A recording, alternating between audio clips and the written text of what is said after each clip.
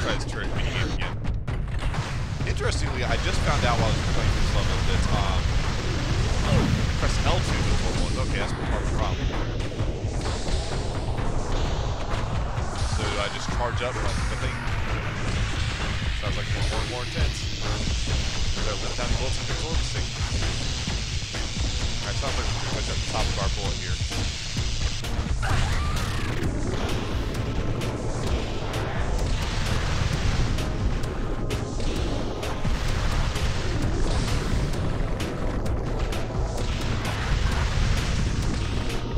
But yes, what I was saying was quite interesting is that we can actually combine forms mid-combo.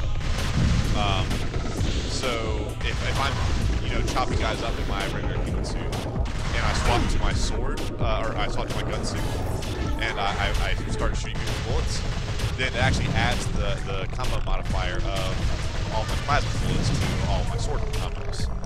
So as a result, you can actually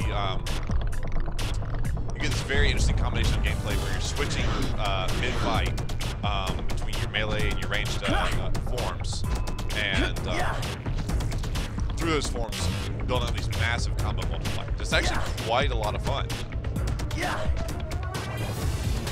Like I said, I'm still waiting for the other shoe to fall here. I'm waiting to see like what happened with this game. Why did it not become a super mega hit? Well, I made super mega hits in the mainstream. But at the very least, why is it so obscure? You know?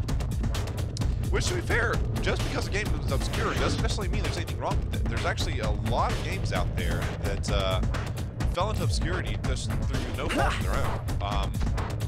For one thing, here on the 6th generation of consoles, you know, the PS2, the Xbox, these cartoony kind of games started to lose their luster. What's the score? There's some special way to see the score. So there's right. Did you tell me there's a way I can go through these doors before? I don't know. Whatever, we'll keep it forward.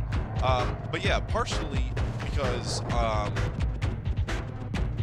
the 6th generation of consoles, cartoony graphics kind of started to go out of vogue. They weren't as appreciated as they were in the days of the 5th generation with 3D platformers like Super Mario or Spyro or Crash Bandicoot. So there's a couple of games that came out, such as Kaya and Scalar, that were really competent games. They're actually pretty good games, but they never really got a following. And I think a large part of that was due to the fact that it was just not the right time for these kind of games. We were seeing a generational shift in the industry. In addition to that, even if it's the right time for a game, you know, a game is pandering to, not pandering, but it's answering those desires and needs of the current generation. It may have trouble finding an audience due to other factors. For example, I'm going to use Disruptor for this. Disruptor is a first-person shooter. It's fairly unknown, and it was actually Insomniac Games' first game. Insomniac is much more famous for, of course, the Spyro the Dragon series, followed by the Ratchet & Clank series, and to a lesser degree, Resistance. But I think by far their two most popular titles have been, the most popular IPs have been Ratchet & Clank and Spyro. Looks like we get our turret minigame here. And when they first made Disruptor, which was originally a first-person shooter, it was a very mature first-person shooter, it was a great game. It got tons of excellent reviews, but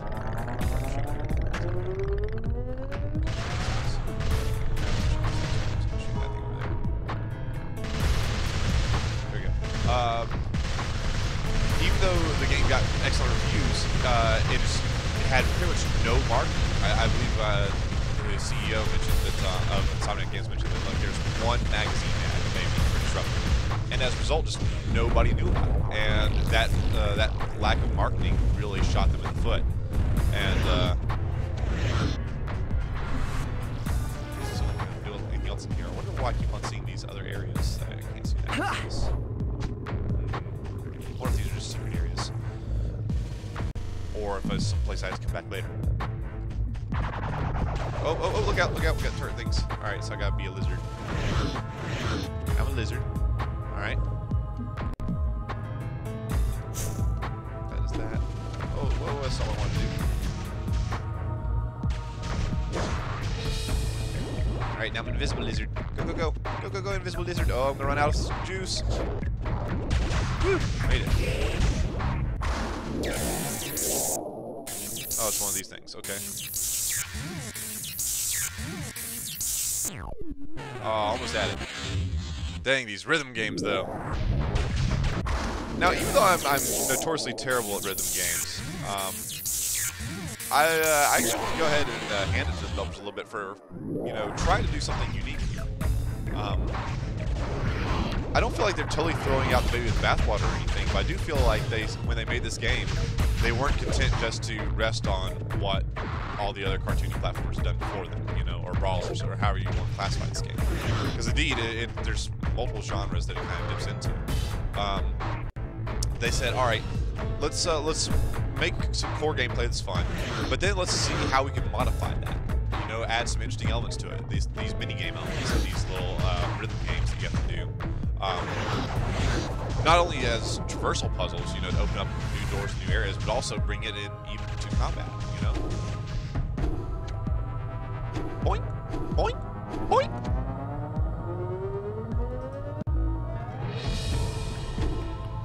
Now, a major part of why I'm enjoying this game so much, as I said, is the atmosphere. And in video games, when you talk about atmosphere, it pretty much comes down to two things: art and music. I have fashioned this teleporter node to take you to the most important battle you have fought yet. Where am I going? To a master chamber, a vital nerve center through which Father controls many square miles of EchoPlast. You must liberate it from him. So it's like a brain. Not so advanced. My brain, as you would call it, is far underground. It is the one place where Father has no dominion. The seat of my memory and emotions. Okay, I'll free this master node. No promises after that. Alright, looks like we're coming up to our first boss fight, huh? Assume so. Things about to get crazy. Okay, how's our level statistics? Max skills unchained, blah. Max chain level is 11. Max time dilation damage. Ah, it's tracking time dilation damage now too. Let's go ahead and save real quick.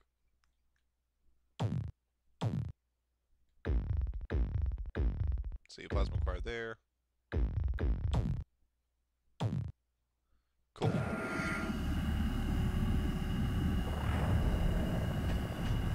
Spooky looking place. Has the Shaper come to claim him a master node? Did you imagine that I would not foresee this? I didn't care. You mistake insolence for bravery. How entertaining. I am the master of the new flesh. Bow before me. First, I will strip away your so-called stealth form. You would hide from me? The gun form next. Yes, there it is. Now that you are so reduced, now that you understand who has real power, I will savor your humiliating death at the hands of my plasted servants. Oh no, we just got Metroided. No, why? Why would you give us all those cool forms and then take them away?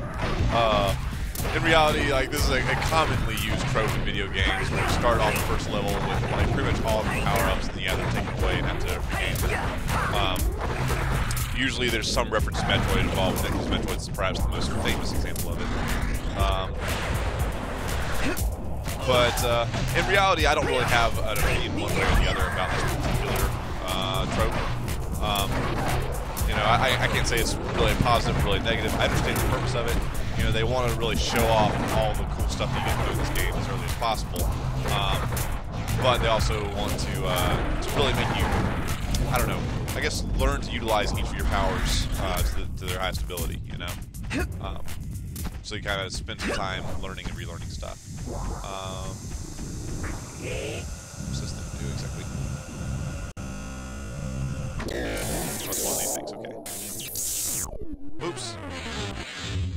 Whoops. I will get the hang of this eventually. Maybe.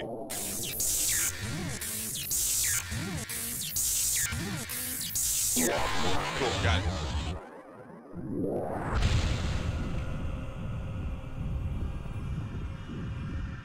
What?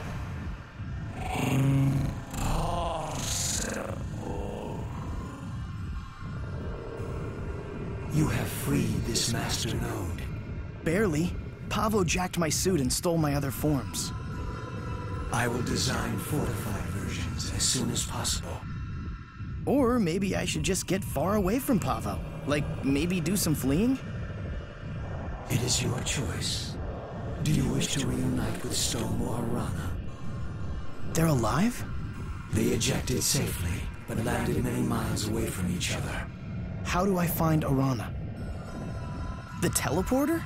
It will take you to her. But first, visit the archive above. This platform will help you reach it. Nevin, I will assist you any way I can on your journey. This is an upgrade node. It is here that you can spend the raw plasm you have collected to reshape your suit, adding new moves and abilities. Aha, so there we have our RPG elements. Good stuff. Doesn't work. Paavo stole that form. Ah, yes, I was trying to switch forms. Not. Alright.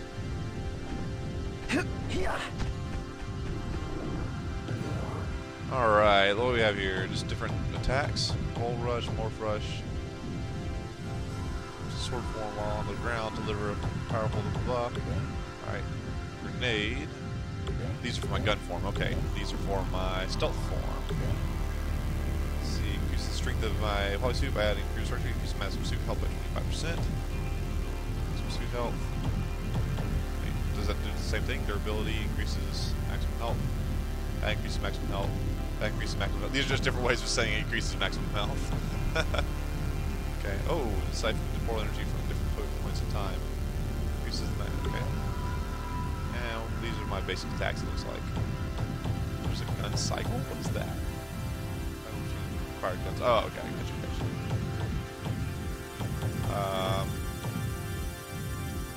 Sword upgrade. Looks like I can't unlock those. I must have to unlock those through the game itself.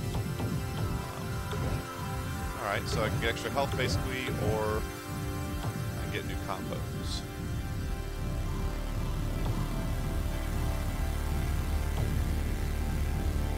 Or do I already have those? Okay, so these are the ones I can get. Okay.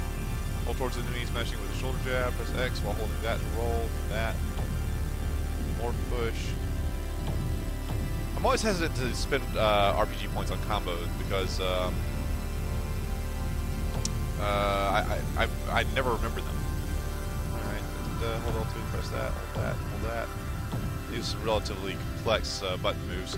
So I think for right now we're just going to go ahead and get some extra health, huh? That sounds good.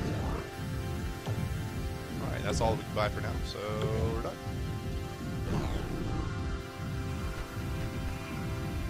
Now, as I mentioned, one of the most charming things about this game is its atmosphere. And when it comes to atmosphere in video games, we're really just talking about art and audio and sound. And the music is really well done.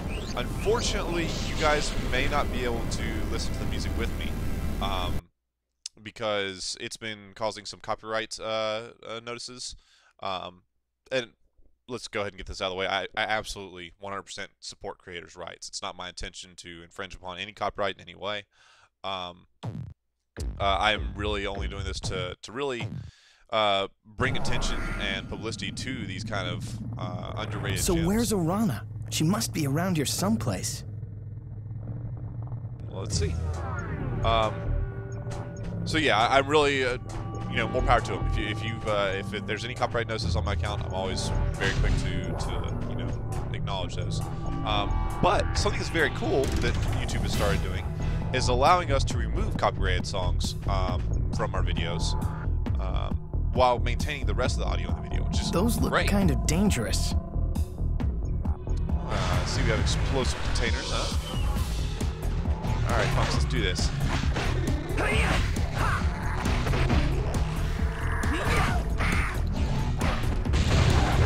Oh, nice. I knocked him into the explosive things. Sweet. What's this little purple thing do exactly? Interestingly, knocking guys into explosive things counts as its own combo move. That's nice. Let's try using our time dilation thing. Alright, so how am I going to do this? I'm going to go to the left.